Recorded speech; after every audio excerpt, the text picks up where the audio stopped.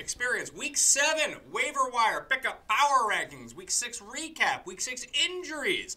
Letting everyone know out there that you should really give the episode a like. That will help out a lot. Plus, if you go into the comment section, what I want you to do is leave your 5 power rank team from 1 to 5. The 5 best teams in football that you think right now should deserve to be ranked number 1 to 5. Not from fantasy, from real life. Your power poll, 5 teams, because I struggled mightily trying to put mine together this week. Leave your Draftkings handle around with it, and maybe, just maybe, you'll be put in a draw to win something, so that's always good news. So do that, 5 teams that you think are the best in football, along with your DK handle, and then boom, you're in a draw for a prize to be named later. But you will be in the draw for that, all right?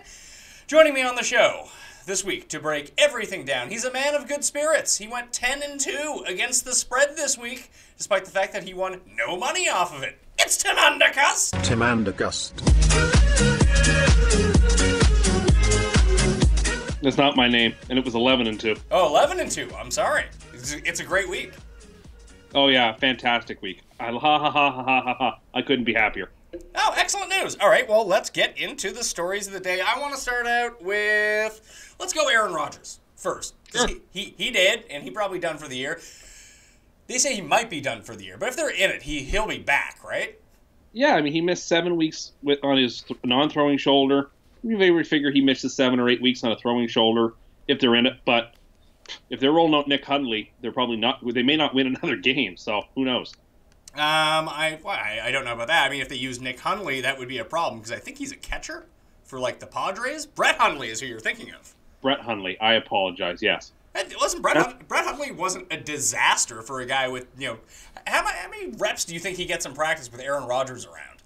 Not many, but he did throw 3 interceptions. Yeah, albeit against a good defense, but still. Like they play the Saints this week. They can't score enough to win that game. Like it's just they're in a bad spot. I think their chances at the playoffs have come to grief. Oh, see, this is great news for them now that you're off their bandwagon. I was never really on their bandwagon to begin with. Well, it seemed like, now they have no chance to make the playoffs. I mean, they were in your top 5 of your power poll last week. They were, and deservedly so, but without Rodgers, they're done. I don't know if they're done. I mean, if they can try to piece this together, they still have excellent skill position players. And now, obviously, they won't be utilized to the same effect they would be with Aaron Rodgers, but I'm not willing to write Green Bay off completely here. Why? Listen, Brett Hundley looked all right. The Packers are a pretty good team. Let's see if their defense, I mean, they eventually just got everyone healthy. Although they lost a piece of the defense and another piece of the offensive line last week. I think they can score. When Aaron Rodgers first came in, they were like, oh, Packers are done. Like, they're going to be terrible now if they don't have Brett Favre. And then all of a sudden, Aaron Rodgers is fine. Maybe Hundley, at least for a few weeks, if they can beat some mediocre teams, they'll be fine. My favorite part of the story is that Ed Werder did, in fact, ask Brett Favre if he was going to come back. And what was the answer? Of course Brett Favre said no, but I just like that the ask happened. I'm shocked Brett Favre actually said no. If there was any interest in him coming back, I feel like he'd be all over it. That's true. So, do they sign? I mean, I guess Kaepernick's sort of off the table now that he's suing the league. Well, yeah, it would really do violence to his lawsuit if the Packers hired him, wouldn't it? Yeah, it would. And yeah, do you think he's not going to win that lawsuit anyway? So if the Packers offer him a job, I say take it. I mean, he might win, or he might get something out of it at least. I doubt it. It's really hard to prove collusion. Well, maybe he has emails. Maybe someone named names. Well, maybe they name names. Listen, he should accept the job. He would win the starting job within a week or two, and they'd actually have a half-decent chance.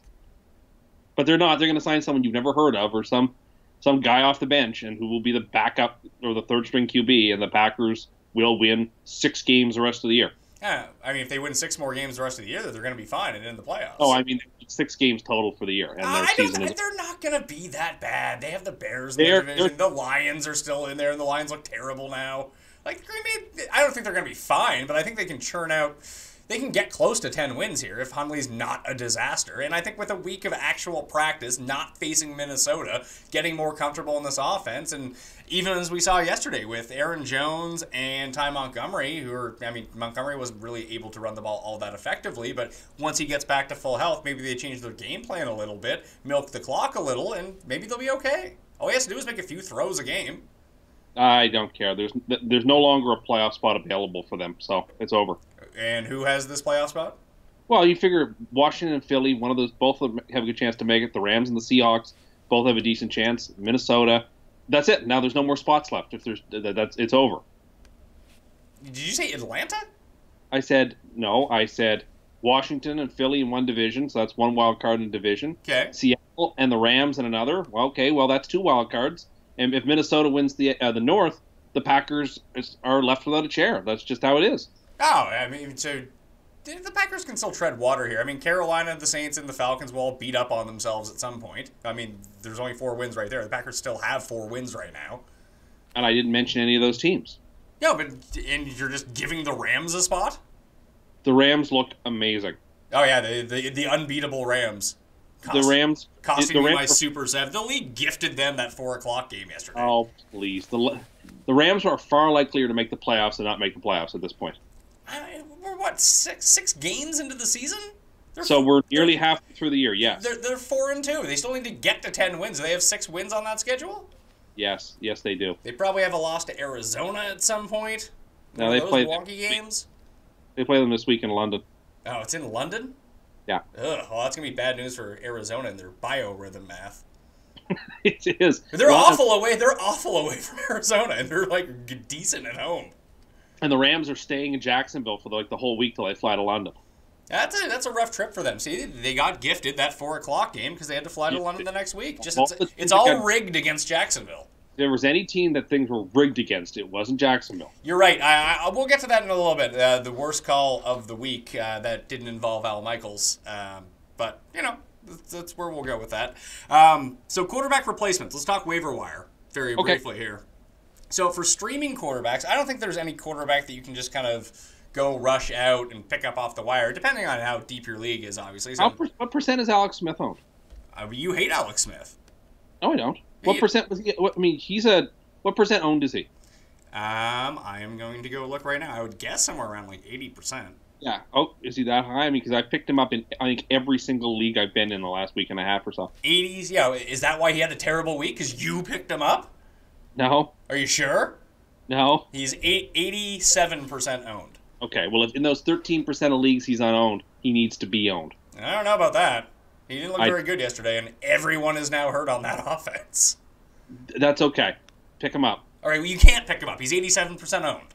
Other than what, you have Tyrod at 1? I have Tyrod for 1 this week. Yeah, I can see that. I mean, against Tampa Bay, Tampa Bay's defense is a joke right now. And they're not getting pressure. Although you can get pressure, like the Bills just give up a ton of sacks because Tyrod just kind of runs around in the backfield waiting for his crop of losers to get open. And there's probably not going to be Jordan Matthews. There's probably not going to be Charles Clay. So you're dealing with Zay Jones, Jack Nicklaus's grandson, and Brandon Tate. It's the only thing. What's his name? Nick O'Leary? Yeah. It's the only comment that the announcers ever have about him. It's oh, it's Jack Nicklaus's grandson. He's very good, And he backs up Charles Clay, who's dead now. But Tyrod can do enough with his legs that, if you're in a spot, you should be on the lookout to try to find who the next, I don't want to say the next Deshaun Watson off the waiver wire is, because there's probably not going to be another Deshaun Watson on the waiver wire, but someone. And I don't think that anyone who's stepping in, whether it be Hundley or, what's his name? Beathead. Beathard. Well, it's not Beathard, it's Beathard. CJ Beathard.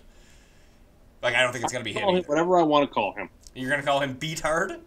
Beat hard until he's earned better. CJ Guilty Beat Hard? Anyway, he's number 4 in these ranks. So the rankings themselves go Tyrod against Tampa Bay, Kaiser, who looks like he's going to start again next week, your buddy, Deshaun back under center. Don't like that against Titans at all. Why? The Titans have a pathetic defense. That's not pathetic. It's half decent. You have Goff at 3. I'd want Goff most of all this week, I think. Goff in London? Yeah, against the Cardinals. I think I want Goff.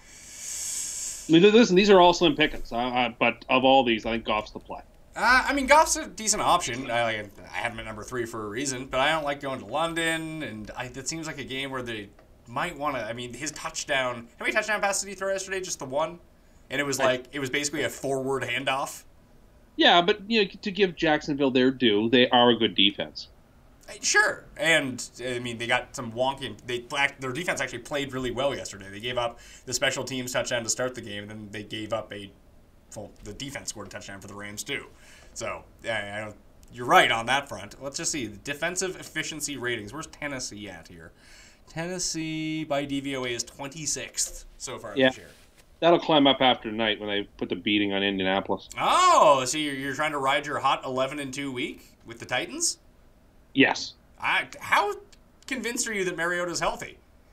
It doesn't have to be that healthy to beat the Colts by 7. Why? You love Jacoby Brissett. You said the greatest trade in the history of football, Jacoby Brissett.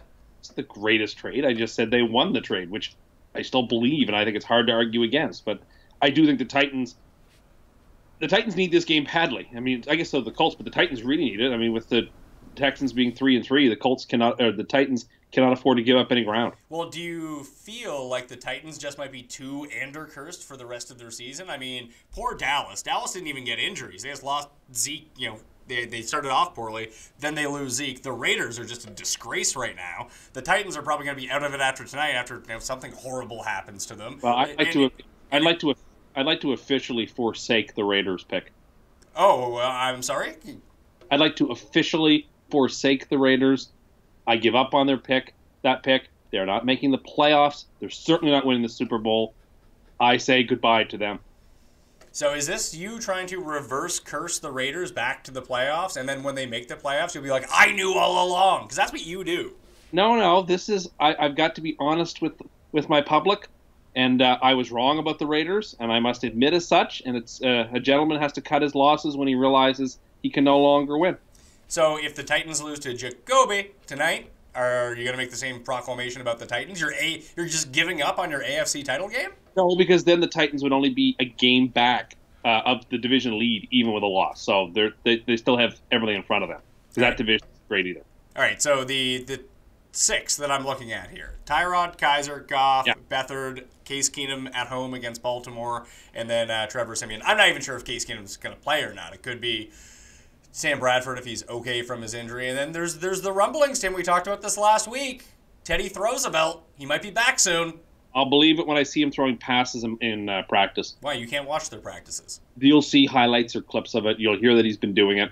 When I know that's happening, I will care about Teddy Bridgewater. Until such time, I am disinclined to believe he's going to be important this season. Oh, imagine if he was able to come back. Like, he's so much better than all the losers that they have. I think a healthy Bradford is still as good, if not slightly better. But yeah. Why do you love Sam Bradford so much, by the way? He's really, really good. He's not really, really good. And this Rodgers injury works out well for them because now, with that division basically theirs if they want it, they can wait for Bradford to get 100% healthy, and they've got it. I mean, they can just wait for Teddy Roosevelt to get super healthy again and just play him. He hasn't played in a year and a half. I don't think you want him running the ship of state yet. Listen, he was fine the last time we saw him until he blew out his knee. No, he wasn't. But Sam Bradford's was fine. But Sam Bradford's the greatest. No, I'm sure. I'm sure he will be fine next season. But this season, I wouldn't play him. So of these quarterbacks, like just random dudes that are out there, there's no one really. Like Hogan was 2% owned. Bridgewater's 0.6% owned. If that's somewhere you want to go. Bortles is 7% owned. Who's Jacksonville play this week? Oh, at Indianapolis. Like that feels like a big Fournette game if Fournette's okay. But I mean, you could. There are worse spots to deploy Blake Bortles, I feel. I mean, I guess that's true. Blake Bortles is so bad that it sort of doesn't matter. Yeah, that's why he's not on this list. But like, if you were just hurting, like I don't see any one guy that you can pick up to replace Rod. You're never going to replicate Rodgers' production anyway. Never ever. I don't even see a placeholder really that's widely available right now, and I don't even think Alex Smith is that guy. I don't mind Trubisky actually this week. Trubisky, the Bears are playing who? At home versus the Panthers. I actually don't mind that for him. Just considering the list of quarterbacks we've got here. Like, if you told me is it Trubisky or Simeon, I want Trubisky. No, I think I'd rather play Simeon. I mean, Simeon almost threw for 400 yards on Sunday night. Yeah, the most meaningless. Whatever. I don't care if you don't get extra points because they're meaningful passes. But then he lost Emmanuel Sanders. I just don't think it's going to. I think that. Yeah, but then you have Mitch Trubisky who throws the ball like 13 times a game. Yeah, but the Panthers' defense can be thrown upon. We've seen that. Maybe by someone who throws, the Bears are going to run the ball 75 times. No, they're going to throw little short passes to Cohen and little short passes to Howard as well. And I like him better. That's my position. I just don't see where there's any upside involved with that. Okay, well, there's more upside in him than there is in Trevor Siemian. No, there isn't. There is definitely isn't. Well, you have one guy who might throw the ball 40 times, another guy who might throw the ball 9 times. You'll throw it more than that. What, more than 9 times? That's your hot take on it? Well, yes. All right. I just, they're not, against the Ravens yesterday, and the Ravens defense is not very good. The Ravens just in general are not very good. And they ruined your free money teaser, by the way. Yeah. As did the Lions. Yeah, that was aggravating. But either way, like, they don't want to pass the ball whatsoever. And even, like, the touchdown pass that happened, Tariq Cohen threw it. Like, they're not afraid of trick plays. That's something that's in their repertoire now. Let's see, he threw the ball 16 times yesterday for 113 yards. It is very, very slim pickings, but I just trust him more than I... Give me the volume guy at least. I mean, I know they're not the most meaningful passes, so you don't get your clutch points on your fantasy team. All right. But either way, at least take the guy who throws the ball over the guy who does nothing but hand the ball off. Like, that only seems very logical, doesn't it? I get what you're saying. I just think you're going to see a lot more throws out of Trubisky this week. Maybe so. Maybe they get down and they have to throw. Maybe. Yeah, I think more and more you're going to see him throw more and more as they try to develop him. So. Sure, but I think right now they're putting him in situations where he's not designed to fail, and I think throwing the ball... We obviously disagree on this point. Well, so. I mean, if they ask him to throw the ball 35 times, the Bears are losing by like 30. But that doesn't matter for fantasy points, right? Yeah, but I think even in a situation where they get down, they'll continue to run the ball. We've now seen it 2 straight weeks. Run. Jordan Howard almost got up to 40 carries yesterday. I agree, but they were in both of those games. Sure. What makes you think they're not going to be in the Carolina game? Yeah, I don't know. Are you just sour at the Bears because they ruined your parlay? No, they've ruined my theory on them. What, that they're good at home, bad on the road? Yeah, it was a darn good theory. Yeah. Panthers coming off a mini bye. The Panthers should actually bamboozle them. All right. And the Panthers coming off a loss, too. Yeah, but it's fine. Okay. All right, let's move on to running backs. The thing is, there was no real major injuries at anything other than quarterback. Everything was sort of concentrated at quarterback, so the other positions are just kind of the same guys that we've always had. So running back-wise, McFadden and Morris coming in at 1 and 2. Take your pick. I still like Darren McFadden. I talked about this last week. If the waivers haven't passed in your league, I feel like most of these guys are probably scooped up right now, but they still meet the below 60% threshold. So I go McFadden over Morris. If you have room for both of them to see how this works out, that's the move that I would take. That's the move that I did in the league that I'm in with you. I have them both and see how it works out. Then it goes CJ Prosite's coming back from bye. He should be healthy, and everyone else in that backfield is garbage, so why not Prosite's? He might be given a chance here. I'm not convinced Andre Ellington is devoid of value. Maybe this is something we can talk about because I'm eating crow on Adrian Peterson after 1 week of him being there, but that seemed very game script dependent, and I doubt the Cardinals are going to jump out to 24-point leads too often. No, to be fair, to toot my own horn, I did say... I thought AP was going to go nuts yesterday, but then that would be the last time he went nuts all year. I thought he would just be coming off of himself coming off a bye with New Orleans, just being hyped up and wanting to prove something. And Tampa defense being terrible. Thought he'd have a good game. I think that's the last big game we see of Peterson. So I'm with you. I think Ellington is the player. In fact, Ellington's running back to own as far as I'm concerned.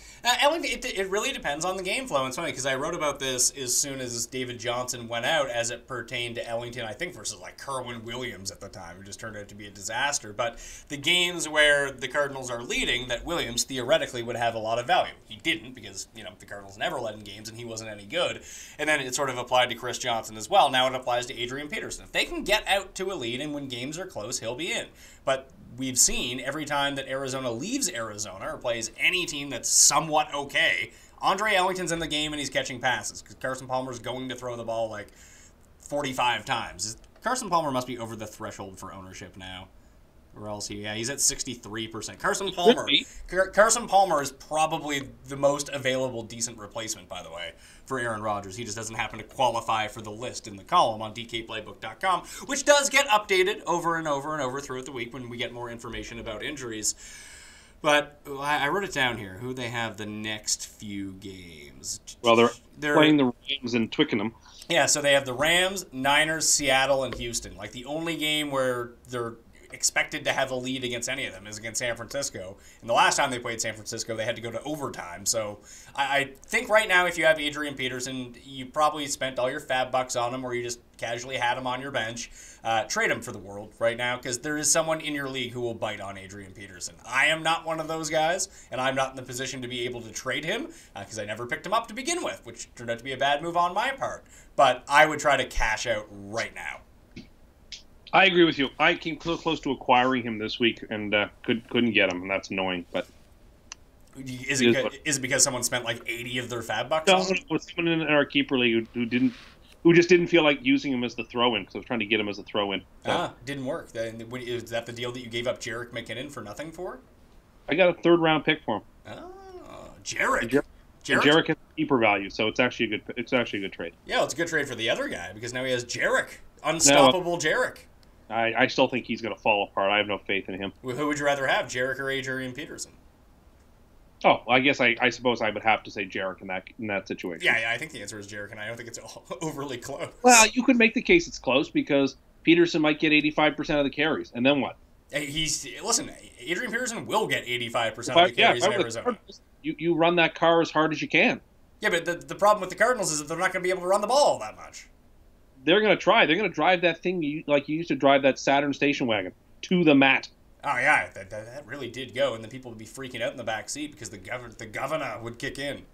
It's true. Well, it can only go so fast. It was a Saturn wagon. It can only go up to, I don't know what it converts to miles in, but like 180 kilometers. That's a fast and that was going down a hill. But no, I'd much rather. Basically, what Jarek's doing through the receiving game makes him like a top 10 guy right now. He's averaging like 6 catches a game. Yeah, and Palmer could very well end up leading the league in passing yards this year. So having any piece of the Cardinals' passing game statistically seems smart. Yeah, and that would be Andre Ellington, not Adrian Peterson.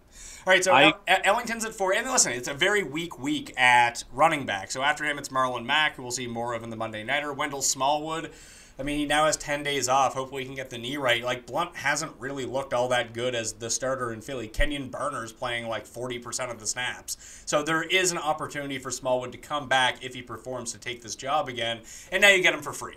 He's just on the waiver wire. No one's really putting in fab bids or waiver claims on him. If you have a spot on your bench, just use it on Wendell Smallwood. See what happens. He might even play again this week, but this is the sort of speculation week at running back where you can try to make some free moves to set yourself up for the weeks to come, and hopefully one of them work out. Then Dion Lewis, Matt Forte, your buddy, he's back. Orleans Darkwa looked all right against Denver, and I have Wayne Gallman right behind him. But then Paul Perkins is eventually going to be back. Darkwa's not going to play a ton of receiving downs. I'm just not buying it. I guess the big guy to kind of look at is if Fournette is more hurt than they're leading on, then Chris Ivory becomes the #1 guy of the week. But right now it seems like Fournette's ankle is okay. But as a handcuff, it seems like they're going to just lean on Chris Ivory if Leonard Fournette misses any time.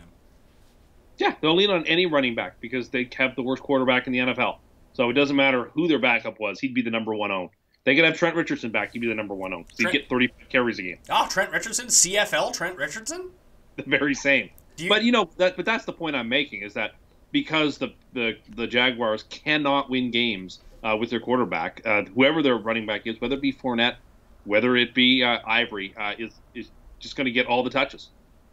Yeah, no, I agree with that. And I think that as a speculation, like handcuff type ad, James Conner is probably still the best just because the way that Pittsburgh utilizes their running backs and in the passing game and on the ground, that just if Lev Bell was gone, it just seems like James Conner would step into that role because they don't seem to have anyone else. But Donta Foreman, Chris Ivory, these are all guys that really could inherit a big workload should anything happen to the starter. They're sort of the handcuffs, if you were to own handcuffs, to own at running back right now. Switch to receivers.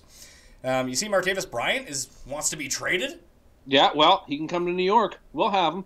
Oh, you'll have him. He'll be smoking too much weed in the Big Apple. He'll be making he'll be making a bong out of that Big Apple, and then you'll lose him again. I'm not going to say I'm shocked because that Steelers team is, even though they had a great win this week, super lock Steelers.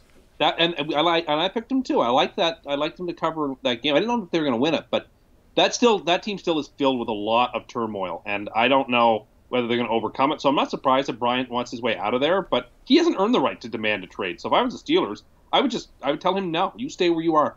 Just bench him. he's going to play. He's being paid on an NFL contract, and he's lucky to be able to do that after missing a full season for drug abuse. So, how dare he demand a trade? Yeah, he can do whatever he wants. He's a player in the NFL. He can demand a trade if he likes. Okay, but it's inelegant. It is very inelegant. Yes. Would you go pick up Juju Smith-Schuster right now? Yes. I think I will too. Have him too low on your ranks. I don't think he's too low in the ranks because yes, he's too low. I'm sorry. If Martavis Bryant was available right now, good luck playing him. He's been terrible. What do you really expect from Juju Smith-Schuster? I think he's worth having to see what he can develop into. But Sterling Shepard's owned in 59% of leagues. You should just go pick up Sterling Shepard. I agree with you on Sterling Shepard. I don't know about John Brown. I still don't believe in John Brown. Well, he got another touchdown yesterday. I know he did. That's why I said I don't know. So I think I would slot him ahead of Curse and behind Lee if I had to choose.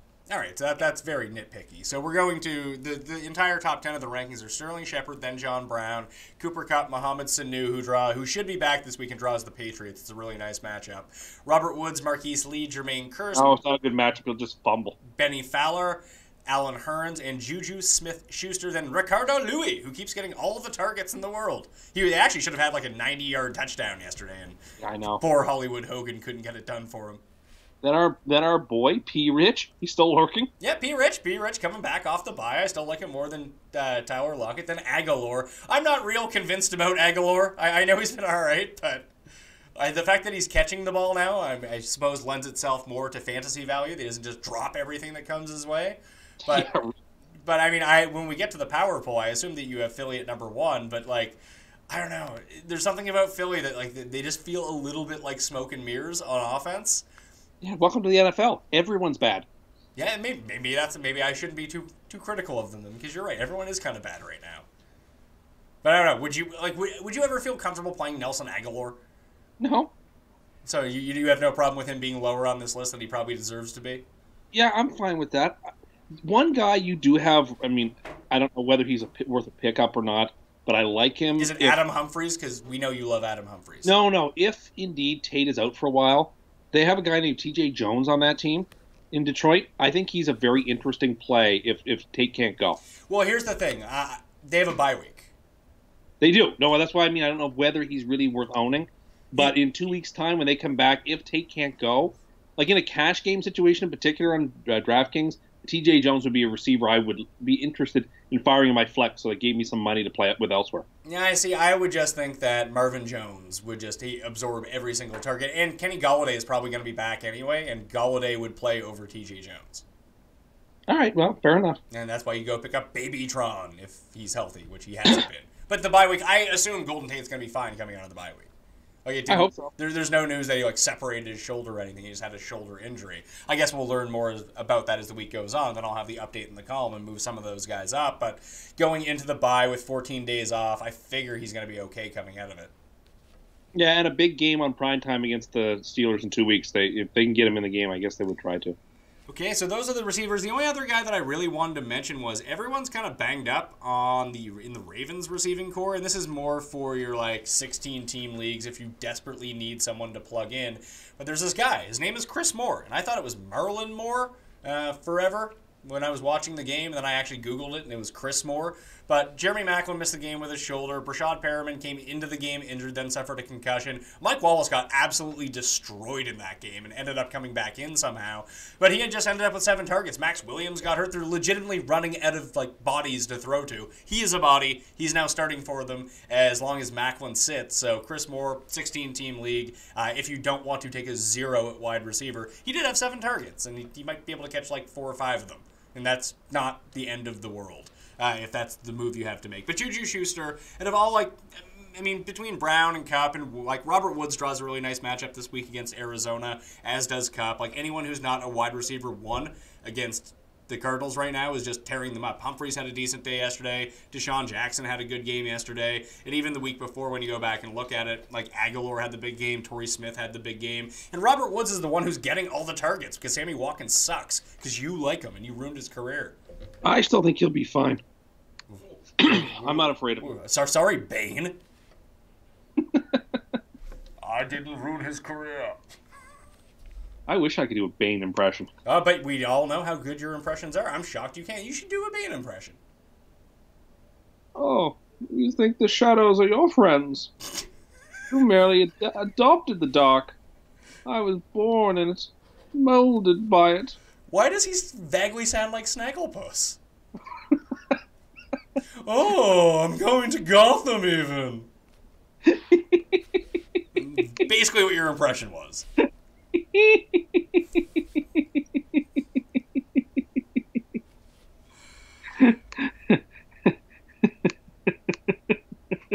I'm thinking about Snagglepuss. As Bane? Yes. Oh, I was born in the darkness. I had to exit stage right, though. Did you put your face away from the microphone? Yes, because I'm laughing too loud. All right, let's briefly switch to tight ends. There is no Browns, no Giants to pick on this week because Delaney Walker and Jimmy Graham are facing them, and maybe they're available in like 5% of leagues. So Tim will recommend picking them up, but in normal leagues, not available. Can't do that. So I have Austin Seferian-Jenkins at number 1, followed by Cameron Brate, and then George Kittle when Beathead, your buddy, came into the game. All he did was target Pierre Garçon and kittle me timbers, and that's the way it went for him. So he's going to average 6 to 8 targets a game. It's not terrible. So Kittle is sort of on the back end of that. Then Hunter Henry, he's getting more involved every single week. Austin Hooper gets the Patriots, and some of the receivers are kind of banged up right now. Vance McDonald, Ben Watson. I just talked about the lack of receiving options in Baltimore. The target base for Ben Watson is there, but he's getting 6 for 25 yards. So PPR only with Ben Watson. Although he did have 3 red zone looks yesterday. And unfortunately, Joe Flacco was throwing him the ball, so it didn't really go as planned, as in him catching the ball, despite the fact that he was open on 2 of them. Joe Flacco was a train wreck. We'll get to that in a second. But Seferian-Jenkins and Brate look like 2 guys just to add and play every week, whereas Kittle, Henry, and Hooper are in decent spots this week. And for deeper leagues, you could almost run Kittle out there every week. He's sort of like a top 14 option with top 10 upside, depending on how this new situation goes. Do you have any hot takes about tight ends? Well, I know where you want this to go. No, I know. I actually just want to talk about tight ends. Okay. In terms of just purely who we like at tight end, Brate, I think, is inexcusable not to own him in any league. I think Brate is an automatic must-start top 10 tight end, and he needs to be owned. If he's not owned in 100% of leagues, you're in a bad league. He's great.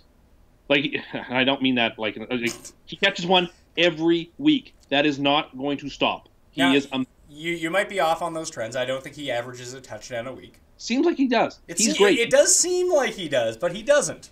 I want him more than any other tight end on this list by quite a bit. Is it because you hate Austin Seferian-Jenkins?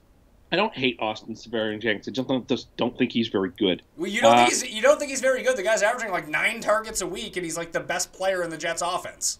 That's not even close to true. But anyway, other than that, the only reason I like Henry so much is because Jeff loves him, and so Jeff watches Chargers games far closer than I do. So there must be something. But getting Jeff's take on the Chargers is like getting your take on the Jets. You see it through a different lens than reality. I trust him. I trust him on this. Oh, you trust the objectiveness of Feinberg on the Chargers. On Hunter Henry. Listen, I do. I think that Hunter Henry is good, but he would, if you played Hunter Henry yesterday, he ended up with 5 for 90. He ended up having a very good game, but a lot of it didn't come till the very end. He wasn't really involved till they had to pass. And, that's fair. And with Mike Williams coming back, and there's just so many bodies with the Chargers that someone can get written out every single week. That doesn't happen. That doesn't happen to Jenkins more than anyone on this list. And of the safety nets every week, floor-wise, the guys that don't get written out of their offense, no matter what the matchup is or what the score is, are Austin Seferian-Jenkins, and it seems like George Kittle is going to be that guy as well. Brate, because of the touchdowns, has to be near the top. He has, I think it's 11 or 12 over the past 16 weeks. He's close to your touchdown a game, but that's why you have him, because of the upside that comes with him scoring touchdowns. The other guys are more receptions and floor-type guys in PPR formats. I just don't see that with Hunter Henry. I think that he's sort of a big game-type player, but he can go 1 for 11 very easily. Sure, I think I agree with you. You knew who had 7 catches yesterday, or potentially even 8? to extend his lead over Julius Thomas? Yeah, whatever. The Hoopa Troopa. Yeah, whatever. Don't call him the Hoopa Troopa? I don't like that. Why? I don't know, I just don't like it. Is it because he's way better than Orange Julius? He is way better, but maybe. I just hope for your sake he stays healthy all year. I mean, he might not even have to stay healthy all year. I mean, Julius Thomas has, 9 fantasy points this year? Well, I'm just told for anyone who doesn't know, Tim and I had a preseason bet. He gave me 10-1 odds that I bet that Austin Hooper would outscore Julius Thomas this season in PPR scoring. I believe right now Austin Hooper has around a 30-point lead, and you can't even point to the bye week anymore. I know. Yeah. But I'm winning other bets against you, so there's that. Are you winning other bets against me? Yes, I told you that Palmer would throw for 4,500 yards. He's going to. All right, so I'm looks like I'm going to lose that one unless something happens to Carson Palmer. I'm going to win the 10-1 on Austin Hooper. And I'm not necessarily going to win that. Listen, I will give you like I said, I will give you an 8-1 payout right now. You can just pay me out of that bet and save yourself like $20. No. Okay, well, how about the other bet that you made with me that Jay Ajayi would rush for over 1,500 yards? He had a decent rushing day yesterday. That's great. He's going to need a whole bunch of them to get back up to 1,500 yards. I agree. But it was nice to see him put up some good numbers yesterday. Every journey starts with one step. He plays the Jets next week. He'll probably run for 200. So 200? Yeah, it wouldn't shock me. Oh, so That's such a blowout. Oh, you think the Dolphins are going to win, dude? So now you're just reverse cursing the Jets over and over and over? No.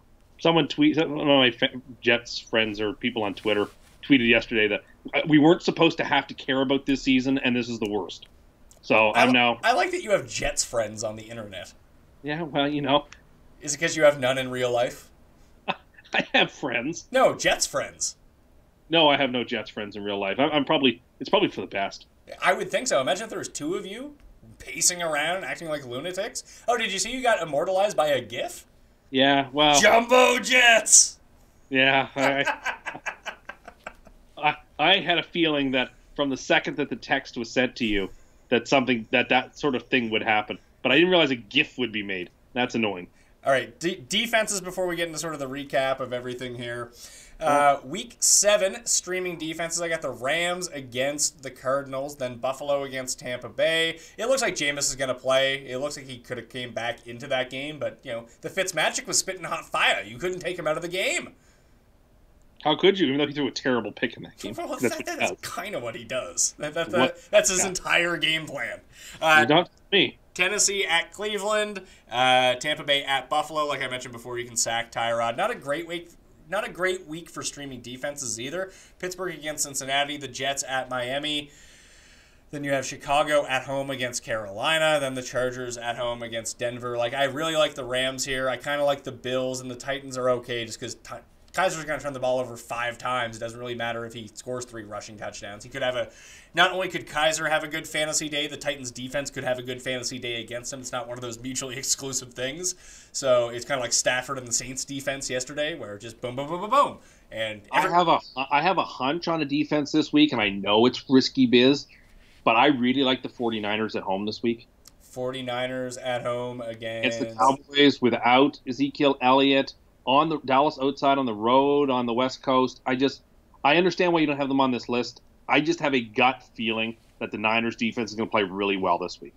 Okay, I can see that. Once before you on, can I make one comment where last week I suggested someone pick up Denver and you said they're 99% owned. Why don't you just ask someone if they can pick up Le'Veon Bell? Yeah. I just want to make the note that in our keeper league we're both in. Someone picked up Denver this week, so I wanted to make that point. Hey, looks like someone dropped him. No one wanted to use them against... Who did they play the week before? They were on bye, weren't they? They were on bye, which is part of the reason I was trying to make that comment. Then you yelled at me and said it was the same as... Well, it kind of is still like picking up Le'Veon Bell. If someone is 99% owned, they just didn't happen to be owned in that spot. Just saying. Well, good thing. I hope you picked them up and played them. They didn't have a good day. I did not. You should have picked up the Giants defense. That was the move. Oh, I should have picked up the Saints defense. You should have. And if you would listen to the Pat Mayo experience last week, you would have picked up the Saints defense. I used the Rams because I had them on my team already. But, the Saints defense was top-notch this week. Scored all the touchdowns. 3 touchdowns. Top-notch. Hey, listen, they were the best Draftkings defense you could ever go with. Of course. They were super cheap. Of course. Who would have played them against the Lions in a dome? Exactly. What's that? Who really would have played them against the Lions in a dome? It's such a risky play. Who? It's like hitting an 18 in blackjack and getting 21. What, the Saints? Yes. No, not at all. The Saints were a great play this week. No, I didn't think they were. Well, of course you didn't. That's probably why they had a good week. All right. If you had watched the show last week, I spelled out the case of why New Orleans was going to have a good week on defense, at least in terms of fantasy defense. And it all kind of happened. It was great, because Stafford can't stop getting sacked. Hopefully they get their offensive line healthy, and maybe the Lions will be a new contender now that Green Bay is dead to the world. They are a contender. Everyone's a contender in that division other than Chicago. Why Chicago goes on the road and gets big wins? Apparently. I think they're undefeated against the NFC North, or the AFC North, just like how Atlanta's winless against the AFC East. There's a win for your Jets right there against Atlanta. Yeah, well, they're certainly going to lose this week. Atlanta or the Jets? Both. Oh, okay. All right, let's get to the worst call of the week. I finally wanted to talk about it. And we'll get to the power rankings in a second. So the worst call that I saw this week, and I went to replay too, which is really bizarre, but in that Steelers-Chiefs game, they downed the ball at the 1-yard line. Although the guy on Kansas City, his foot was clearly on the goal line. Like, it should have been put out to the 20. Pittsburgh almost got screwed by that. That was terrible. Fortunately, there was a really bad call that didn't go their way, yet they were able to rebound and still win the game. I also thought in that Chiefs game, I didn't understand why they didn't review the non-touchdown catch. Sure as heck looked like to me he had 2 feet possession and in the end zone standing up before the ball came out. I thought that was a weirdly officiated game. So do you agree that's got to be reviewed? Do you agree that was the worst call of the week? You know that I do not. Talk us through the ASJ fumble then. Well, I mean, again, fumble in inverted commas. Like, he loses possession of the ball for an instant. No one can deny that. But then he regains possession. I never saw him regain possession. And has it pinned against his waist and has possession regained, and then hits the deck. It is clearly not a fumble. It is clearly he has the ball back. The idea and the problem is that's not what the call on the field was. It'd be one thing if a referee had a laser eye and saw that and called it a fumble and the play stood. It would still be awful, but you can live with it.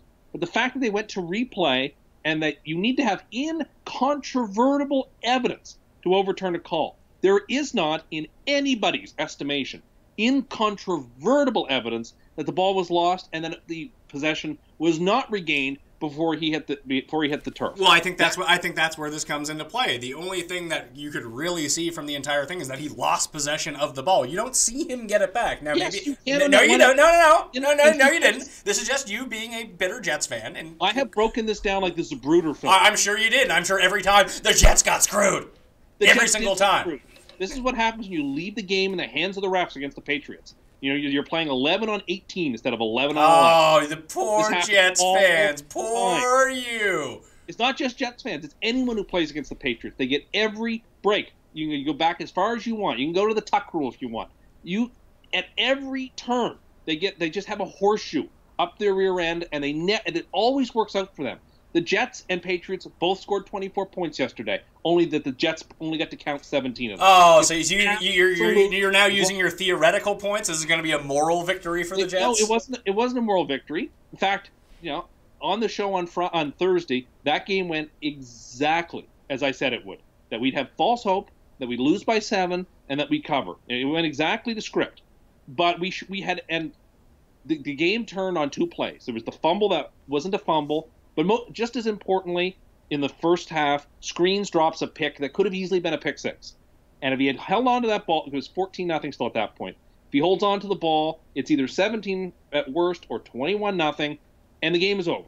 But he didn't hold on to it, and that was a massive momentum shift that I can't deny. But again, ASJ got in the end zone, and I want to give him some credit because he was far more sportsmanlike and far more gentlemanly in the press conference than I would have been. Of course, you're like the world's worst sport. By saying, Jumbo Jet, you declared the game over when it was 14-0. Well, it should have been. It should have been listen. It should have gone to OT. So this is on you. Okay, here's what I really don't like. is that because you're adding a free touchdown onto the Jets, which they never scored, that people are like, oh, Jets should have won. Jets should have been in overtime. The game doesn't play out the same way. People realize that, right? I just said we both scored the same amount of points. I don't know. Maybe we still would have lost. I think there's a really good chance that we might have. But it doesn't change the fact that we were screwed by the referees. No, clearly a fumble. This is just you being a moron.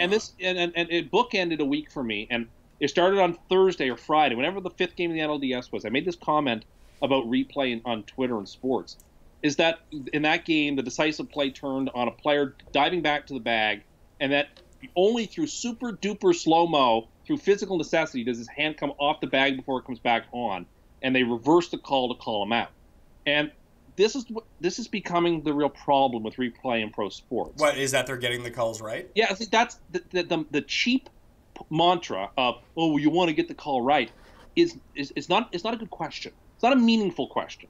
The point is not to get the call right at all. The point is to overturn obvious, clear errors that should have been seen with the naked eye. Now, I think your interpretation of what replay is for versus what it actually is are two completely different things. It has to be for that, because if it was the other, if you wanted to contend it's to get the call right, then there would be no limits on challenges. It would be you should be able to review every single play where there's some question or some doubt. The fact that there is only a couple of challenges indicates that actually only we want plays to be challenged when there was an obvious error on the... that's not true. No. The reason that there's a limit on challenges is because challenges take too long. And if you challenge every play, you wouldn't be able to do it. So now you get 2. Then we 3. don't actually believe in the idea that you want to get the calls. We do, but we also need to be able to play the game within a 10-hour period. The games are played in real life, in real time, and there are paid officials. Well, there's your problem. Fire the officials, get robots. Boom. If it is imperceptible to the human eye, then you shouldn't be overturning anything. It should be obvious calls. You're just mad because everything that's replay over the past 10 days has gone against you and your terrible picks. No, I didn't particularly care who won the Cubs Nationals game, for example, and actually that happened the Cubs who I picked to win the series. But the idea that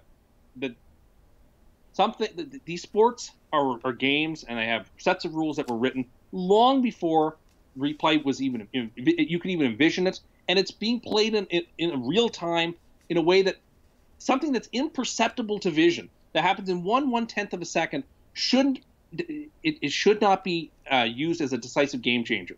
People who walk around and say, "Oh, well, the point is to get the call right," that is a poor approach. Yes. It is. Why would we want to get a call right? Why would we want to do that? That would be stupid. Actually, let's not worry about being right or wrong. It's both the logic of it, both because no one actually believes that. Because if they did, they wouldn't want to limit in challenges. If that's the name of the game, then we should get every single call right. But of course, that can't happen. So those people don't even mean it in the logic of their own argument. But more importantly, the point is to get the really, really egregious calls wrong that are obvious, that should have been seen in live time by the referee.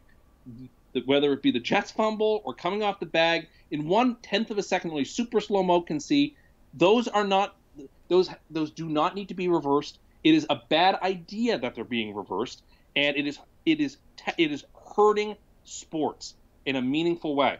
We would probably be better off getting rid of replay, but we're never going to do that.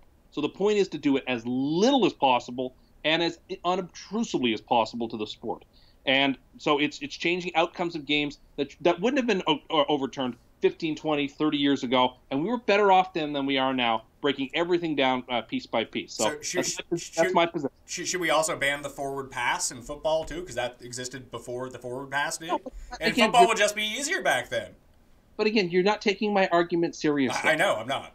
Because it happened against the Jets. But yet... Oh, no, listen, I'm very pro replay. Because they got the call right in the Jets game. I mean, he fumbled the ball. He didn't get the call right. They did. He fumbled the ball. I watched it. He fumbled the ball. He lost control of the ball. No, he didn't. No. That's just you projecting that he regained it. I didn't see any evidence that he regained the ball. He fumbled, and then just blame yourself for this one. You said it was over, so terrible things were going to happen to the Jets. We got screwed. No, we got screwed. You guys are losers. It happens all the time, not just to the Jets, but to all the teams I cheer for. And it's very annoying, but, This is almost as asinine as your theory that the refs in the NHL give, when they actually call penalties against whoever's playing the Canadians, that they do at the end of periods to split up the power play, and thus give them a disadvantage. for years. You're a nutcase. It's very annoying, but they do it. Oh, yeah. You want to everyone's just against your teams. I would invite people to spend the afternoon on a Jets message board today if they want to see fire and fury. Good.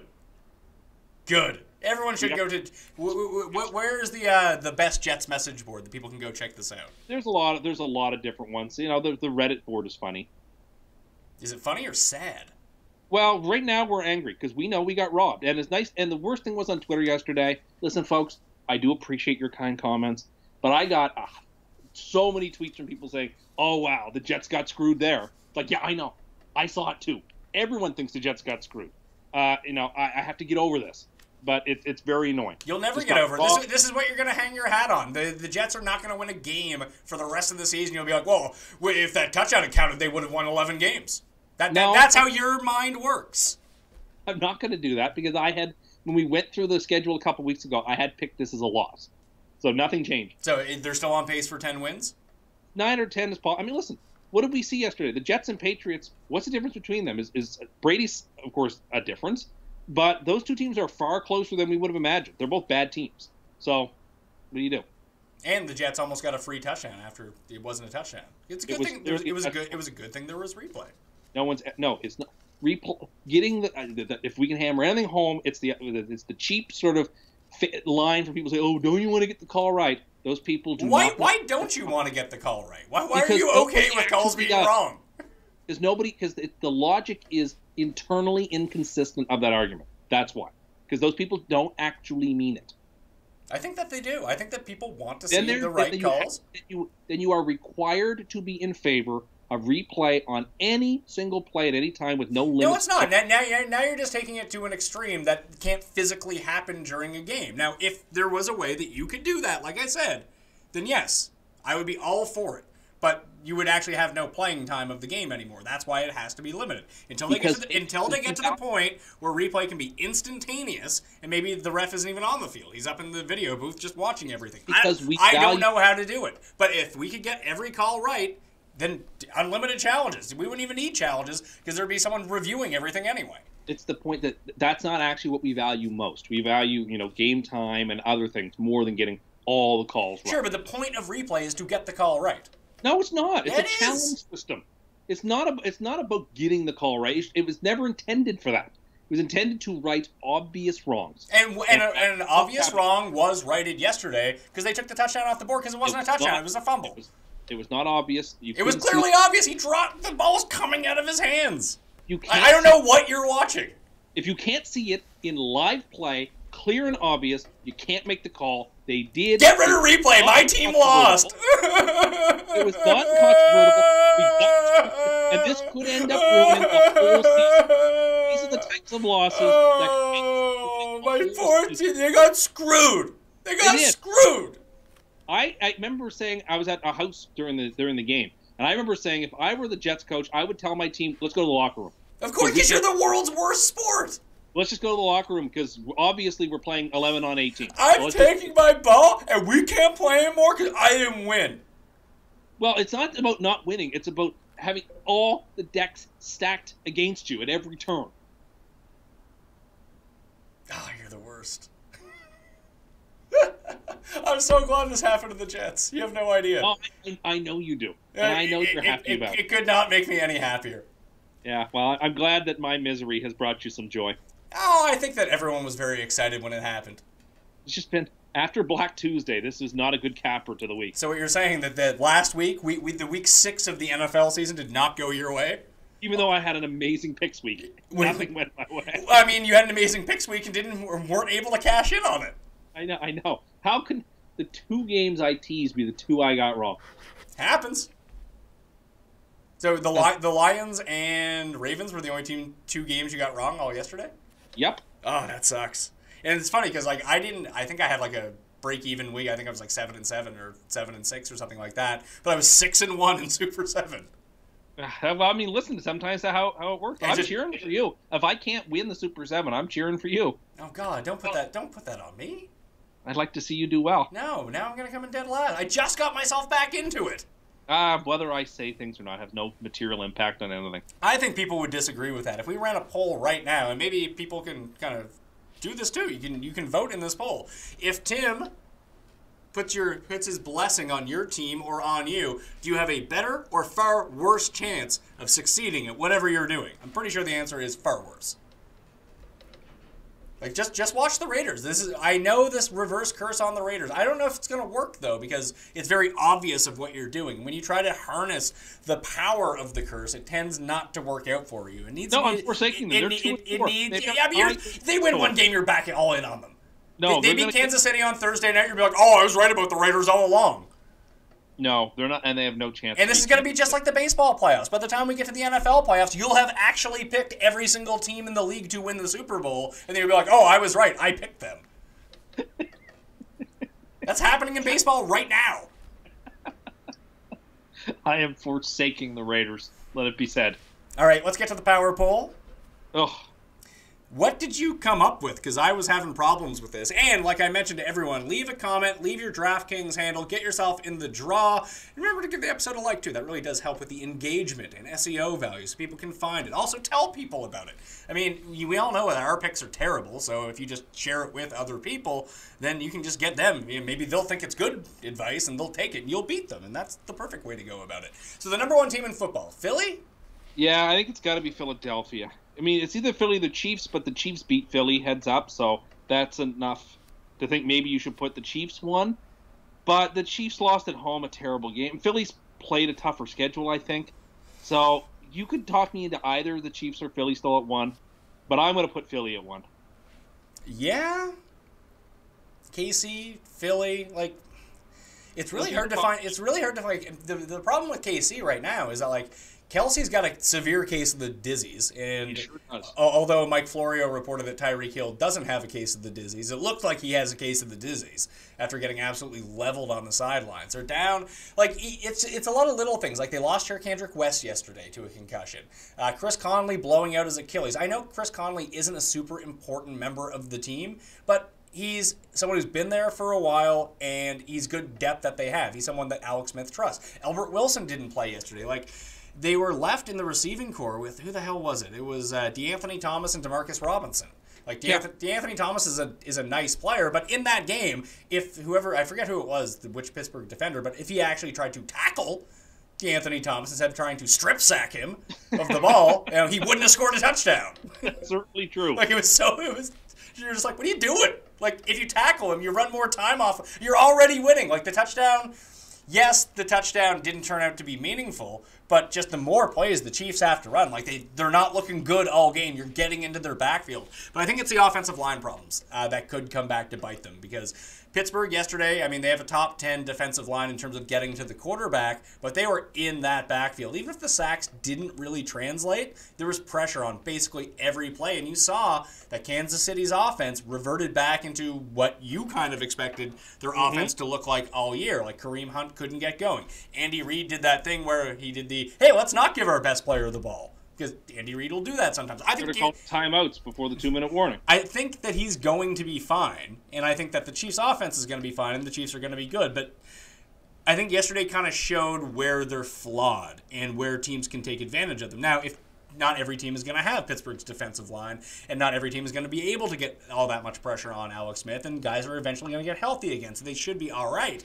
But I saw some cracks that I wasn't sure that it would happen this early in the season for the Chiefs. I think they're 1 or 2 still, despite the loss, but they're closer to the pack than maybe I thought that they would have been a week ago. I still think they're slightly better than the pack, but I think you make a good case as well. Carolina? No, for 3 me is the Vikings. I mean, they're 2-1 in division. They're 4-2. They've lost. Their losses were decent losses. I mean, at the Steelers, for example. So, I mean, at this point, you sort of have. I mean, I have the Vikings at 3. I have the Rams at 4. And then I fought for a while, and I just threw up my hand and said, you know what? That win was so impressive yesterday. Let's put Steelers at 5. And that's my lineup. You know who I'm putting inside the top 5? No, who? Houston. Okay. Houston's a wrecking ball, man. I can accept that. I mean, they're 3-3.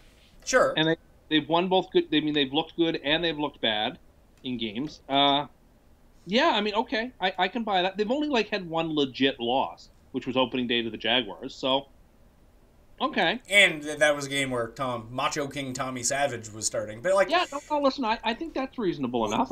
With so many teams that are flawed right now, and obviously their defense isn't going to be lights out without Watt, but it's still going to be like all right. And that offense, like, it's a wrecking ball. Like, Deshaun Watson is terrifying. I agree with so I don't disagree with you. I think that while I didn't have him in my top 5, I can understand it totally. Do we put the Saints up there? No, not yet. Are the Saints better than the Falcons? I don't. Are the Falcons good or bad?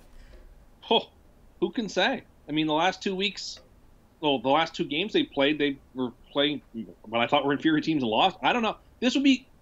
I'd like to postpone my answer to that question until we see how they play next week. When they play the Patriots.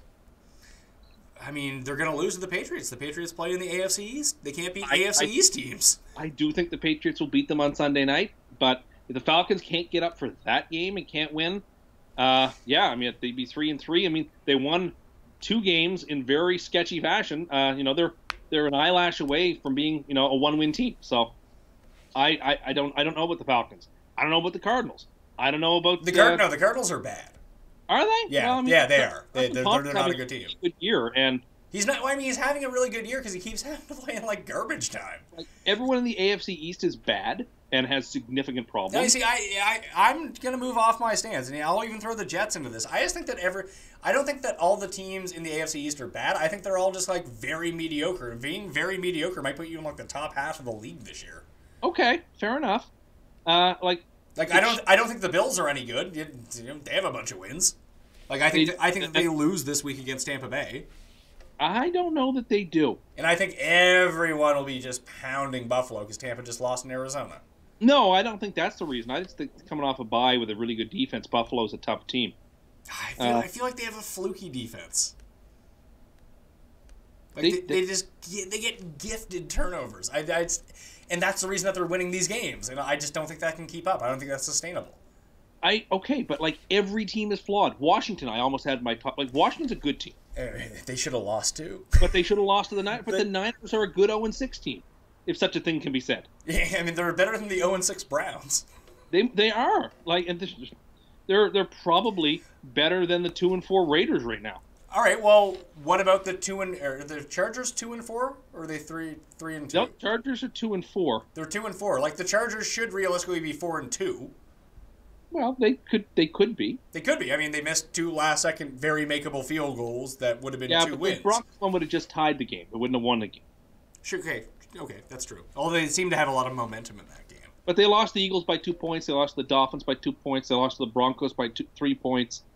I mean, I was certain that they were going to miss the field goal yesterday. I thought they were too, and they had to cut what's his face, the Korean sensation. I forget his name already. Kung Fu was his name, Tim. No, Shu was his name, right? I don't know. I don't remember. Kung Shu Yu, something of that nature. Yeah, he went to Kung Fu. Kung Shu Yu went to Kung Fu Yu. That's where your mind's going. They play a neutral site game at home against the Broncos this week. So, I mean, the Broncos before the Sunday nighter, the Broncos would have been 3, and I even said that on Twitter. Like, game pending, I had them at 3. But like, what do we make of them now? I mean, I'm ready to sweep them out.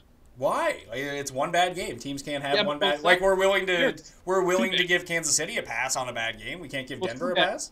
2 bad games for Denver. Bad against the Bills. Bad against the Giants. And being bad against the Giants is pretty inexcusable. It is, but I mean, they weren't bad against the Bills. The Bills played well in that game, and Denver had a chance to win. They just didn't.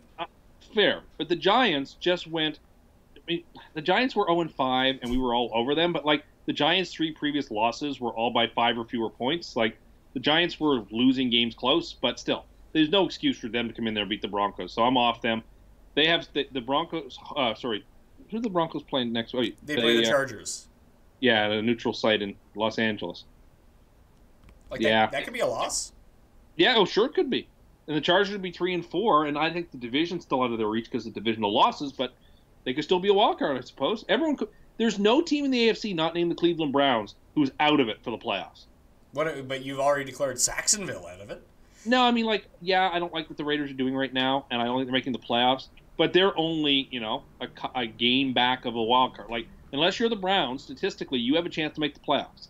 And the Raiders are now reverse cursed. They probably won't lose a game the rest of the season until you claim that you were right. Then they'll start losing again. No, they're done. Derek Carr started yesterday at home, and they lost to the Chargers. Derek Carr also has a broken back. They're done. I have declared them done, so let it be. All right. Anything else you want to add? Can I? Did you watch any of the Ravens game? Because I watched a bunch of it. I was watching it at the bar where the power went out at one point. Well, it's funny. So you tweeted out that photo of Gary and by himself watching the games.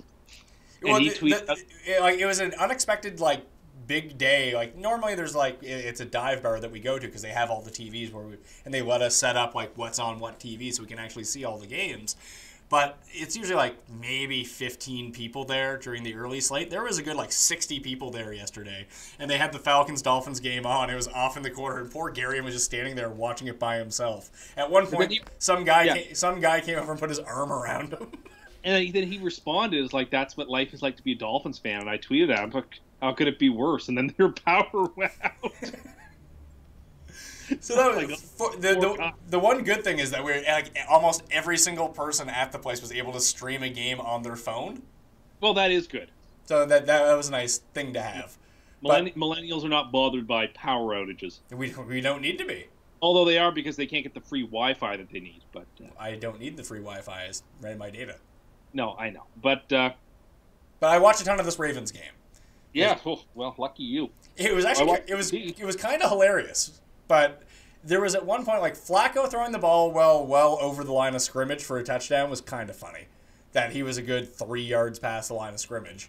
There was another point of the game where he got twirled around so much that he stayed on his feet and shook off the sack, and then he cocked his arm to throw, but he was facing his own goal, and they're it was ludicrous. He's so bad. Yeah, but when you win a Super Bowl, you get to have a cloak of invisibility about you for many, many, many years. So, yeah, it's working, but it just to watch him is such a farce right now. They're not a good team, but yet I looked at their schedule next week, and God help me, I think they're going to win next week. Who do they play? They play Chicago? No, they just played Chicago. They play Chicago. They play. Where are they? They're at Minnesota. Yeah. That just seems to me such a classic trap. We all love the Vikings now that Rodgers is out, and Baltimore wins by 2 touchdowns. That's a tough sell, man. How do they win by 2 touchdowns?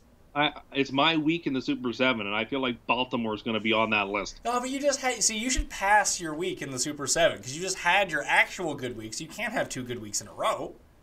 Oh, I can. Can you? You might have jumped out to a lead, and you were way behind with me. I was way behind. I needed this week to catch up, but I'm not going to spoil Thursday, but I'll say there's a lot of free money on the card. Just like last week? Even more than last. This is the most free money I've seen on a card all year. I haven't even looked at the lines yet, but I assume that's not true. Such free money. All right, that'll do it on the Pat Mayo Experience. What? We got screwed. You didn't get screwed. You didn't get screwed at all. Do you have any final thoughts about you? I don't want to hear about you getting screwed anymore and whining about it. Is there anything else from week 6 that you think should be talked about? Do you know an attorney I can use for McDonald's? Yeah, oh, that's true. Someone tweeted me the McDonald's commercial last night. They stole your character. They stole your personality, which is funny because it was brought out in the form of an 80-year-old woman. Well, like I said on Twitter last night, I will settle for a lifetime supply of Filet-O-Fishes. My ship has come in. Filet-O-Fish is the best thing at McDonald's. No, it's not the best thing at McDonald's. That's bad takes. That's bad takes. That, some fries, and some apple pies, best thing you can have at McDonald's. I mean, the fact that you don't have fries over Filet-O-Fish is just odd. That's how good those fillets of fish are. They're not good. They should probably be taken off the menu. They're the best. They're not the best. They are. And out of all the people that responded to you when you put out that Twitter list, how many of them were, you're correct, Filet-O-Fish? Was over under 1.5? I saw 2, so over. 2 seems like a stretch. Filet-O-Fishes are great.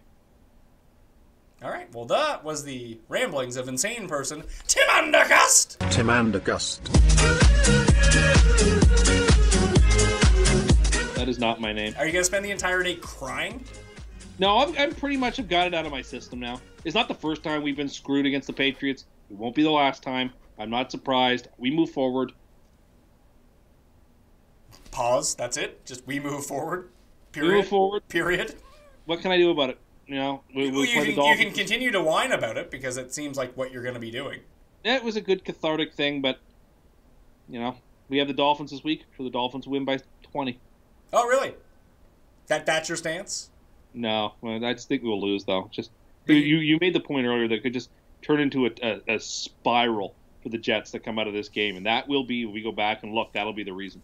It is. I mean, you can claim that all throughout the offseason. Jets would have won the Super Bowl if this didn't happen. That's what I heard from you in 3 months. If you think I'm below using that type of talking point, you're mistaken. Yeah, that's true. This is why you're on here. Man of the people. This is how fans feel about their teams, isn't it? It is. That the fans are with me. I mean, I will say, the fact that you are so fired up about this, like, nothing in my life means more to me than this means to you. Like, I don't think I could ever be this upset about something. Like, someone would, like, have to shoot me. Well, and then I'd be super pissed about it. I know. I find as I get older, I care more, which is a problem. Yeah, that's sad. That's what I heard. Exclamation point.